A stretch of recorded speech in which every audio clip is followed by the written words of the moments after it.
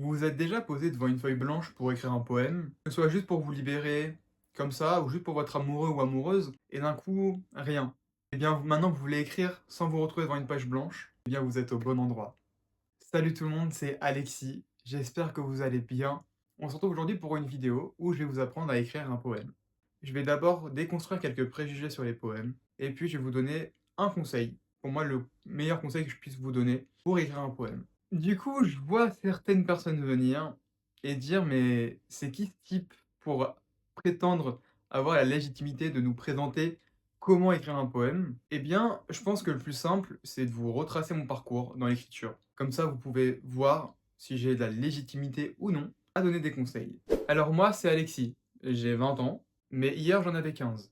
Donc j'ai commencé à écrire des poèmes quand j'avais 15 ans. Ça fait que j'ai déjà 5 ans de bagage, 5 ans d'écriture derrière moi. Lorsque j'avais 16 ans, j'ai été publié sur différents blogs d'écriture et de poésie pour faire découvrir certains artistes émergents. Et j'ai été publié grâce à mon professeur de français de l'époque, parce que je lui avais fait lire des poèmes quand j'avais commencé à en écrire. C'était en fait la première personne à qui j'en ai parlé. Et donc, comme dans un retour de mail, il m'avait dit tout ce qu'il pensait de mon écriture, et je vais vous lire un extrait maintenant. Et bien sûr, le truc du mail, c'est ce qu'il y a là maintenant. J'ai attentivement lu vos poèmes, que je vais relire plusieurs fois. Ce qui me saute aux yeux, c'est la rigueur de votre forme, alliant la beauté à la clarté, la raison et l'émotion, la simplicité et la complexité, notamment pour l'intermédiaire des oppositions métaphoriques, qui sont très efficaces, ainsi que le choix de vos mots, tant sur le plan sonore que sémantique. Vos écrits font ressortir une sorte de cri du cœur, sans jamais tomber dans le pathos. Ce souffle vital qui émerge de votre écriture souligne la richesse de votre talent. Et donc ces mots-là, c'est les mots de mon professeur de français de ma première, du coup au lycée. Et donc à ce moment-là, j'avais que 15 ans, 16 ans à peu près, et je venais seulement de commencer à écrire et justement ce message m'a beaucoup encouragé à continuer dans cette voie. Et donc, on arrive à un point où ça fait 5 ans que j'écris. 5 ans que j'écris et je me suis jamais arrêté, en réalité. Depuis 5 ans, j'ai écrit plus de 200 poèmes. J'ai fini un recueil de poèmes que j'ai envoyé à un éditeur qui va sûrement être publié soit cette année, soit l'année prochaine. Je suis sur l'écriture de 2 romans en même temps, dont un qui est le premier livre d'une trilogie. Du coup, je pense que je suis assez légitime à titre personnel. Donc c'est bon, si je parais assez légitime, on peut y aller? Allez, let's go. Alors, déjà, premier préjugé qu'il faut déconstruire. Alors déjà, avant d'écrire un poème, on vous apprend quelques préjugés, surtout à l'école. Et ces préjugés, je pense que je vais en déconstruire certains, parce que c'est des choses qui peuvent vous bloquer dans l'écriture. Alors, premier préjugé que parfois on nous apprend et vraiment c'est un peu barbant. Alors, un poème n'est pas spécialement long, parce que à l'école, on vous apprend des poèmes, parfois à réciter par cœur, qui font, je ne sais pas, 6 ou 8 quatrains. Je veux dire, un poème de 4 vers, c'est un poème. Et je peux vous donner l'exemple avec un poème que j'ai écrit pour un travail à la fac. Soudain, chante et chante l'anglais, chante le blues, chante l'amour de la langue, chante le soleil venu. In the silence of the language shining, and I'm like a muse. Here, in this seeking world, where languages don't exist, I'm like a flute. Vous voyez, déjà, j'ai diversifié les langues, c'est que j'ai mélangé le français et après je suis passé à l'anglais. Et ça aussi, c'est quelque chose que vous pouvez faire. Mais vous voyez, en un quatrain, en 4 vers, j'ai diversifié mes propos et je peux toucher un public avec seulement 4 vers. Donc franchement, sur les longueurs de poèmes, lâchez-vous. Il n'y a pas de non, c'est trop long, non, c'est trop court. Non, il n'y a pas de ça, il n'y a pas d'interdit. Bravez les interdits au pire. Deuxième préjugé qu'il faut déconstruire, les rimes. Mais les rimes, c'est quelque chose qu'on vous apprend, mais vraiment à l'école, qu'on nous apprend totalement. C'est simple, quand on parle de poésie à l'école, à chaque fois, on dit qu'un poème rythme et rime avec les rimes. Justement, c'est ça le propos. Alors que non. Oui, la poésie basique, ça serait des rimes. Et encore, je trouve que écrire un poème avec des rimes, c'est plus compliqué qu'en écrire sans rimes. Mais justement, vous pouvez braver un nouvel interdit. Parce que les rimes en poésie ne sont pas obligatoires, mais vraiment pas du tout. Justement, à titre personnel, encore une fois, je trouve que écrire un poème sans rime, c'est beaucoup plus simple. Et c'est même ce que je préfère faire.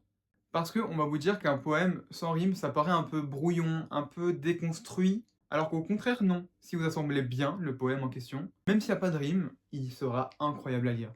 Autre exemple avec un poème que j'ai aussi écrit.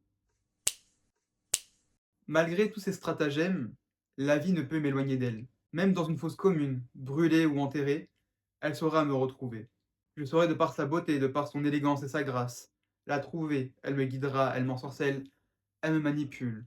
Elle est mon roman préféré, et son sourire est la préface la plus exquise qui existe. Le goût de ses lèvres est le titre de la touche de grâce du céleste qu'elle possède.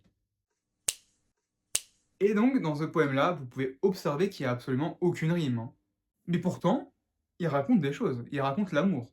Et donc, justement, c'est ça le but. C'est que vous pouvez faire ressentir des choses, vous pouvez exprimer des choses sans avoir besoin de rime. Donc maintenant que j'ai déconstruit les 2 plus gros préjugés sur la poésie, s'il y en a d'autres, dites-moi dans les commentaires, comme ça je pourrais vous répondre, savoir ce que moi je pense de ça, et est-ce que ça peut bloquer quelqu'un dans l'écriture. Mais là, on va passer au secret pour que vous puissiez écrire un poème convenablement. Alors pour écrire un poème, il y a un petit secret mystère que je vous ai un peu caché. Mais il faudrait approcher pour, l'entendre. Faut approcher, approcher, approcher, parce que je vais chuchoter, donc en fait, il suffit de mettre des émotions dedans. Alors, laissez-moi m'expliquer avant de me huer ou faire une révolution. Calme! C'est juste que selon moi, quand tu écris un poème, si tu mets tout ce que tu as, si tu mets tous tes sentiments, toutes tes émotions dedans, tu peux écrire un poème n'importe où, n'importe quand, n'importe comment, sur n'importe qui, sur n'importe quoi. Tu peux tout faire. Alors oui, au début, si vous écrivez votre premier poème, en tout cas un des premiers, parce que ça prend du temps pour mettre en place le processus, vous allez faire quelque chose qui esthétiquement n'est pas spécialement beau à lire. Mais c'est juste que vous devez réorganiser tout ça, utiliser peut-être des mots plus diversifiés parce qu'on a tendance à se répéter. Quand on écrit un poème, on se répète beaucoup. Il faut un peu diversifier ses mots, trouver des synonymes, etc. Mais si quelqu'un vous dit, alors que vous venez de commencer à écrire, hein, si quelqu'un vous dit qu'il trouve ça moche, lui n'est pas un pro non plus. Et même si c'est un pro, il n'a pas à vous dire ça, parce que chacun écrit de la manière dont il veut. Mais vous venez de commencer à écrire. Vous n'êtes pas pro. Donc s'il trouve ça moche, tant pis. Mais si lui peut pas faire mieux que vous, en aucun cas vous devez l'écouter. Et encore, s'il est plus pro que vous, s'il est meilleur que vous. Mais il n'aura pas à vous parler de cette manière-là. Il aura surtout besoin de vous conseiller, de vous donner quelques axes, quelques tricks pour que vous puissiez vous améliorer en fait dans le processus d'écriture. En tout cas, vous critiquer ou vous rabaisser, c'est pas la meilleure solution. Donc n'écoutez pas des gens qui feront ça en tout cas si vous commencez à écrire. Parce que à titre personnel, au début quand j'ai commencé à écrire, on s'est beaucoup foutu de ma gueule. Ou encore on m'a beaucoup rabaissé. C'est pour ça que je vous en parle. Alors les personnes qui ont dit que c'était de la merde, bah étant donné qu'elles ne savaient même pas lire un poème, même pas en apprendre un par cœur, je les ai pas écoutées. J'ai commencé et j'ai continué à écrire. Pour ce qui est des personnes qui critiquent en général, si tu peux pas faire mieux que moi, je considère que tu devrais juste te taire. C'est pour ça que toutes les personnes qui me critiquent, si je vois qu'elles peuvent pas faire mieux que moi dans un poème ou dans le processus en tout cas, bah je les écoute pas. Et je mets un peu ça là, voilà, ça sort par là, direct oublié. Mais il y a quelque chose que vous devez savoir si vous écrivez des poèmes, ou en tout cas que vous voulez commencer à en écrire, et c'est quelque chose que parfois on vous bloque dessus. C'est la liberté des sujets, c'est la diversité des sujets dont vous pouvez parler dans un poème. Parce que oui, la poésie, comme tous les arts, se modernise, et donc on avance dans le temps, et donc les sujets se diversifient, et donc pour certains, on dégrade l'art qu'est la poésie. Mais non, l'art se modernise. Et puis, un poème n'est pas universel, en tout cas dans la façon dont il a été construit. Il n'a pas été spécialement construit de façon universelle, de façon à ce que ce soit pour tout le monde. Un poème a été construit parfois seulement parce que l'auteur avait besoin de dégager quelque chose hors de lui. Et donc, un poème, c'est juste que ça sort de l'esprit d'un auteur pour ensuite être emmené dans l'esprit des lecteurs. On peut se reconnaître dans le poème d'un auteur qui a écrit pour lui, mais tout poème n'est pas écrit pour tout le monde.